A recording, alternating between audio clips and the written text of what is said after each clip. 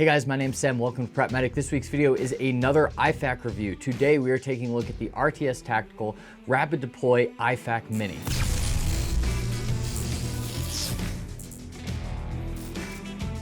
So you guys might remember a couple weeks ago we reviewed the RTS Tactical Rapid Deploy IFAK, which is the big brother to this one. And this one is largely the same with obviously a couple key differences in its form factor and the supplies on the inside. So on its surface, this IFAK is approximately 4.5 inches thick and about 6 inches wide, counting the tourniquet on the bottom. Now the outside of this IFAK, we have an elastic fabric here that keeps the housing of the IFAK itself secured to your belt or plate carrier. And then there's another elastic loop on the bottom that can fit pretty much any TCCC recommended tourniquet. This one comes with the cat tourniquet right here. It comes all wrapped up so they don't open it for you. Don't worry about that.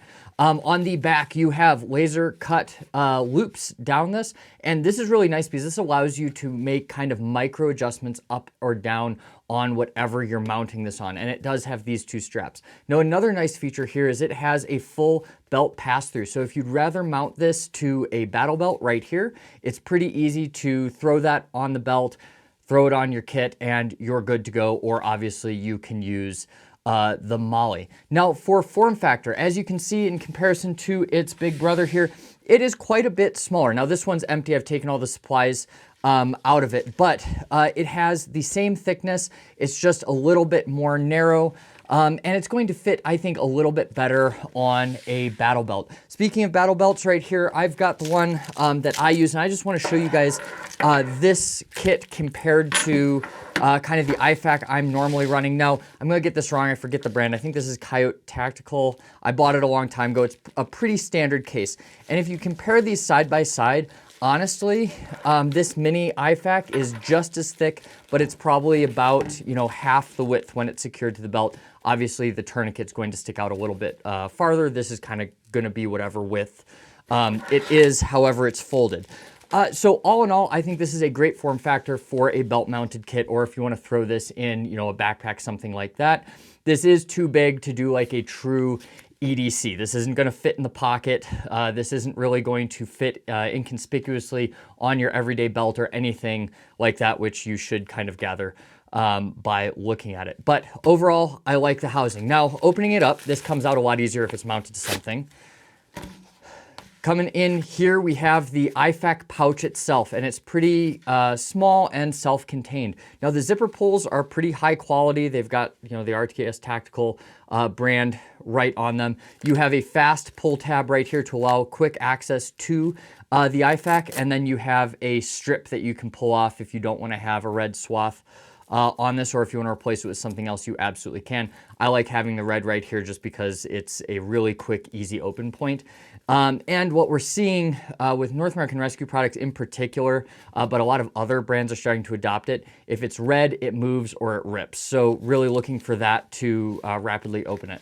On either side, you have these Cordura straps, and this just helps you pull it out of the IFAK itself. Now, once this is deployed, this will obviously stay on your belt. It allows the IFAK to come into your working space right here. This loop will stay, but obviously it folds down into almost nothing. It's not going to add, extra bulk once it's off. Obviously, this could, be something that catches on a tree branch or whatever while you're moving, but that's the same risk for pretty much anything on a substantial duty belt of any kind. So coming onto the kit, opening is pretty easy. You can go by the zippers or you can just pull it as it comes down right here. And I like the organizational structure of this kit itself. I think it's pretty easy to find things, and it's really easy to fit supplies in. One of the things with this style where you've got some on the lid that kind of wraps around in two wings is that it's really easy to throw your own stuff in. With smaller kits, a lot of times I find that these manufacturers have a very specific way they want stuff in the kit, and that's the only way it fits in. It makes it hard to customize the equipment. Not impossible, but harder. And in this style at least, I find I can customize these to my heart's content, and I can use a wide range of different components. So I really like that right there. In the lid of the pack, we've got a number of things. Now, it's worth noting, after I reviewed the first one of the things I told RTS Tactical I'd do is I'd email them with kind of my feedback. And they didn't get to edit the video or anything like that, but I sent some feedback in, which we'll talk about here, and they're sending it to their design team to see if they can make, some improvements on them. So the first thing in here is going to be your gloves. So it's really nice to have gloves that are easily accessible. My complaint here, and it's not really a complaint, these still work, but it's kind of silly, and they said they'd look at getting normal gloves in here, is these are sterile gloves, which a common misconception here is that all of these nitrile gloves are supposed to be sterile. They're not. Sterile gloves are used for very specific procedures, and are pretty uncommon in the pre-hospital environment. We see it a lot more in the hospital. So there's a very specific way you're supposed to put on sterile gloves. It is a process. This is not something that happens fast, and you need to practice it. It's just kind of a waste in this case, but these are sterile, which means they're going to be a little bit cleaner than the other gloves. Infection is a given in the pre-hospital environment. It's not just a potential. So there's gloves in here. Honestly, if you got this kit, it has these in it. I'd open them up, fold these, and throw them in so they're just a little bit easier to access. And these are in the size of extra large, which could be a problem for somebody with smaller hands, but luckily these are really cheap. Or you can pretty much go to any healthcare place, and if you happen to be at your doctor's appointment for a checkup, if you maybe take a couple gloves on the wall, I doubt they'll care. Right there. So it's got gloves, which are fine. Now the next thing was the next piece of advice I had for them. It does have quick clot gauze, but these are the a smaller version. It's only 2 feet. As opposed to this one right here, which is kind of the standard gauze we see, where this one is going to be like 4 yards of it. A lot of times these wounds are cavitated, especially in gunshot wounds, and you can get a lot of gauze into them to really put pressure on the artery. This is not quite as much, and I can kind of show you what's in here. So if we open this guy up right here, it's the same thing. It's the exact same gauze there, but I don't have very much of it. So what I'm gonna have to do is I'm probably gonna have to follow this wound packing up with more standard gauze, and it's just one more thing to open, but this in and of itself is not gonna be effective enough to pack a lot of different wounds.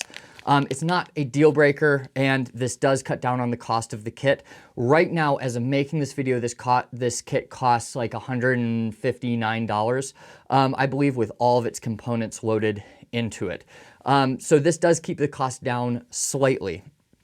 Now, the next thing in here is we've got these hyphen chest seals. So these chest seals right here, I'll open them up so you can see them, these are kind of my go-to for kit chest seals. They strike a good balance, in my opinion, of being compact enough to fit in these kits, but big enough to be effective and stick well on a patient's chest that might be, bloody or covered in dirt and grime. So if we open that up, we've got this guy right here, which is to wipe off the patient's chest, wipe around the wound to make sure that this is going to stick, give it the best adhesive chance possible. And then you have the red tab, like I talked about before. Red means open or tear. I can pull this off of there, and this guy is super sticky, but you can see the channel here. And the thought with the relief valve is that if you start developing what's called a tension pneumothorax, where air builds up in your thoracic cavity, it will start to push over your lung, and it'll eventually encroach in your mediastinal space, and that will effectively kill you. It's called obstructive shock. So the thought here is that this will help prevent the formation of a tension pneumothorax, but it is a risk anytime we seal up a patient's chest, even if it's with a vented chest seal. So there's 2 of those. The thought there is an entrance and an exit wound in a gunshot victim, potentially. So into the main compartment here, we have your standard compressed gauze. Now this is what I was talking about earlier. If we've packed with the quick clot, and it hasn't filled it up all the way, we might have to open this and start packing over it. Now, I will tell you, pressure is king. The clotting agents in quick clot gauze are great. They do help form that clot faster. They make the wound a little bit more stable, so then you can go and move the patient rapidly. You don't have to wait the full 15 minutes before putting on a pressure bandage. In this case though, if we're using this gauze alone, it's going to stop the bleeding, it's going to save their life, but we just have to be a little bit more diligent on keeping that pressure consistent throughout the care of the patient. My advice to you is if you pack a wound, is if you're not in a dangerous situation, if you don't have to move the patient, keep the manual pressure on as long as possible. Compression dressings are great, but they're not going to be as effective as you putting your body weight behind that and really keeping that artery occluded and keeping them from bleeding any further. So the last component in here is we've got a pressure dressing. So this is kind of your trauma wrap. These are really versatile because a lot of wounds don't require a tourniquet. A lot of wounds don't require wound packing. A lot of wounds just bleed a lot. They look really gruesome. We want to cover them up to help prevent that infection. And you know, we are all little kids at heart. It's kind of like a Band-Aid. If you can't see it, it feels better, I think.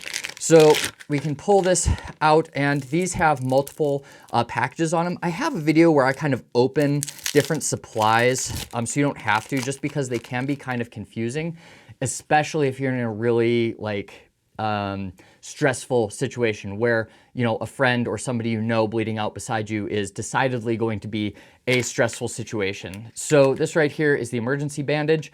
And then once again, red marks the spot for where we can tear. We've got a couple different options there. We can tear this open, and now we have this emergency bandage. Now, this right here is going to go over the wound. We're going to put that down, and then as we wrap, we can actually use this plastic bracket here to slip this into, and we can use that to pull pressure back. It's just a pressure mechanism to try to get that pinpoint pressure over the wound that we're trying to stop the bleeding from. So, you know, this is a must-have in any trauma kit. You can use it to wrap head wounds, arms, legs. You can use it to wrap in wound pack if you have something in, you know, the shoulder or the groin. Now, let's talk about this case really quick. And this was my last piece of advice for them here, is you've got the shock cord, which the shock cord is a great way to store your stuff.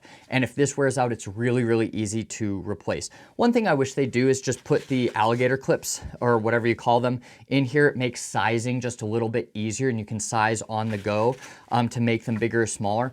As it stands, it's really easy to untie these knots, resize it how you want, and then cinch it down.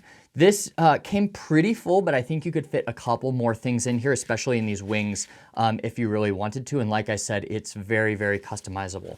As of now, as of making this video, I don't believe you can buy this case on its own.